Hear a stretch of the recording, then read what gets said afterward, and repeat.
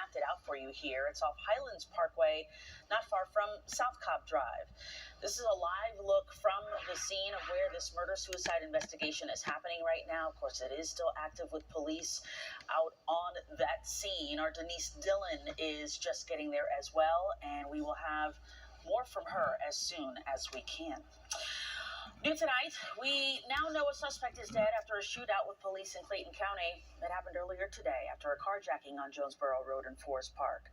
Police say the suspect was trying to get away with the stolen car when he was hit by a semi-truck. Officers quickly cornered the suspect before gunfire erupted. The suspect then exited the vehicle with a handgun, pointed it at the semi-driver, and began to walk down the roadway.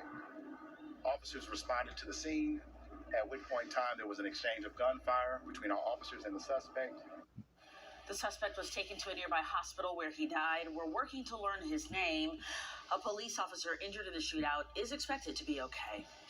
The Stop Cop City movement is facing another hurdle. The group says it's collected more than 116,000 signatures for a petition to get the controversial Public Safety Training Center project on the ballot. But when they went to City Hall earlier today to turn them in, they say they were told that the municipal clerk could not start verifying those signatures. City officials say the group is technically past the original deadline, which was August 21st. A federal judge ordered an extension to that deadline, but an appellate court then suspended that order. When we showed up here, we tried to hand in the boxes, and we got handed a sheet, memorandum clearly written in advance, saying that they were going to receive the boxes, but they weren't going to start the verification process. City Council member Liliana Bakhtiari says the city will wait until it gets a decision from the appeals court, which could happen as late as November. That would make the chances of getting victim. It was closing time Sunday night at the Zaxby's on Old Milton Parkway in Alpharetta. Police say as the manager was leaving, an armed man approached him in the parking lot and tried to rob him.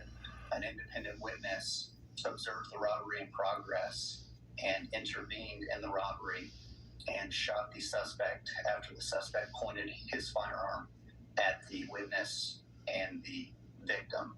Alpharetta police raced to the restaurant and set up a perimeter. Investigators say the man had run into the woods to try to get away. This is where they found him.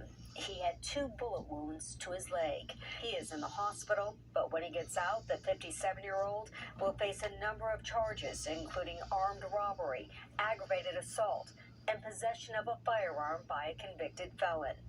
Police say the bystander with a gun will not be charged. Georgia law allows a person to use reasonable force to protect themselves or a third party when they believe that an individual or themselves is going to suffer a serious bodily harm or death. We do believe that this was going to be a defensive third party incident. And so at this time, we do not anticipate any charges with the witness. I'm glad he was here and was able to stop him. And, you know, people do stupid stuff and there's consequences. Police say the manager was shaken up and went to the hospital for some minor injuries, but is expected to be okay. In Alpharetta, Denise Dillon, Fox 5 News. County officers putting a man in handcuffs at the scene, but Clayton County PD says they haven't charged anyone with a crime yet. Literally last night, I just said to myself, I love this neighborhood because nothing really happens. And someone gets shot the next day. I really said that. Stanley Turner's normally quiet street became a violent crime scene Monday. He lives just a couple houses down from where this shooting happened on Woodlake Drive in Clayton County. 12 o'clock, between 12 o'clock and 12:30, pow, pow, pow, pow, pow, about 5 shots. He says after he heard the shots, he then looked out his window to see what was going on. And I think I seen about 5, 6 police officers. And I ran outside, and that's when I seen them taking a young lady and putting her into the ambulance, and the ambulance was pulling off pretty much. That's when he started recording on his phone. This video shows what appears to be a blood-stained doorstep of one of his neighbors that he says the victim ran to after being shot. And now my neighbors have to deal with cleaning up, a crime scene on his porch because was she ran from one house to another house. Then, as he was recording, Turner says this man pulled up to the scene and immediately surrendered to police. We asked Clayton County Police about this. They said they interviewed someone but then released them.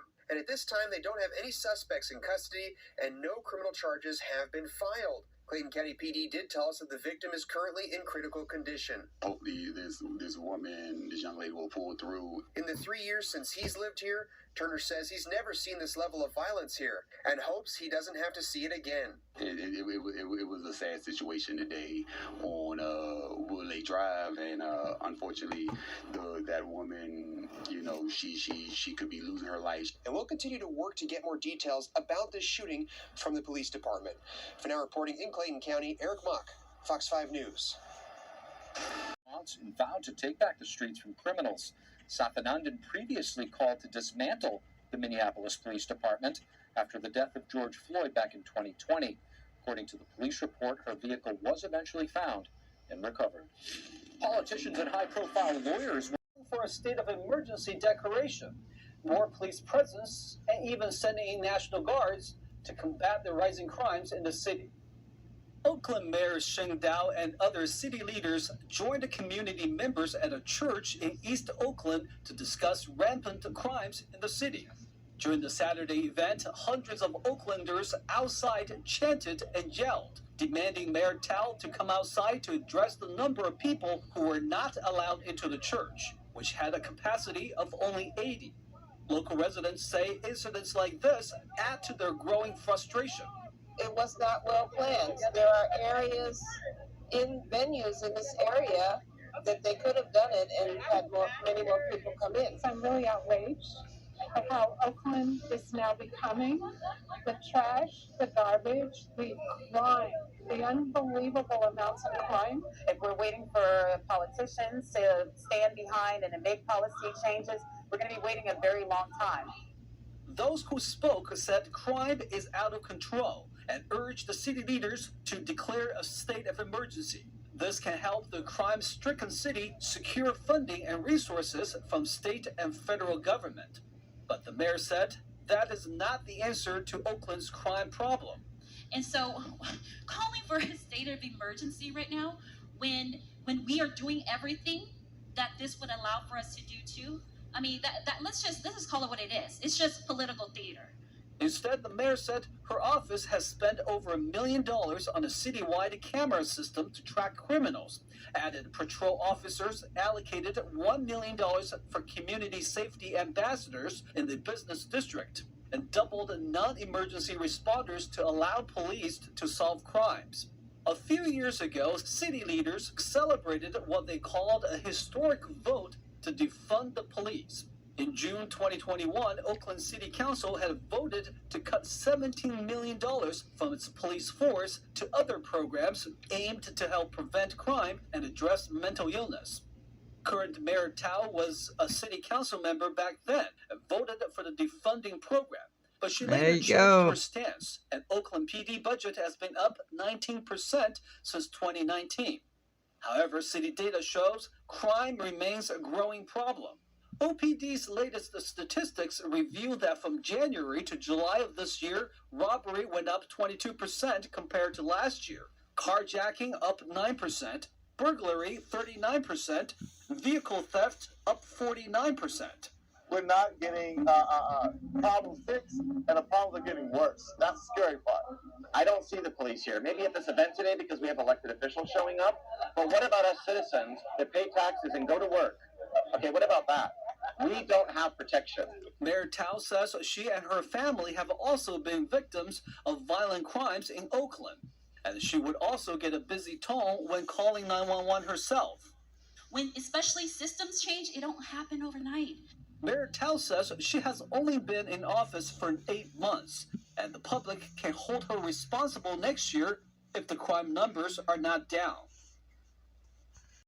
healthier options such as salads, nuts, and fruits. Paris City Manager Clara Miramontes said in a June press release, "We are committed to the long-term health and wellness of residents and look forward to successful results." The initiative was introduced by the statewide group Public Health Advocates, along with Boys and Girls Club of the Inland Valley. Christina Corona, NTD News, California.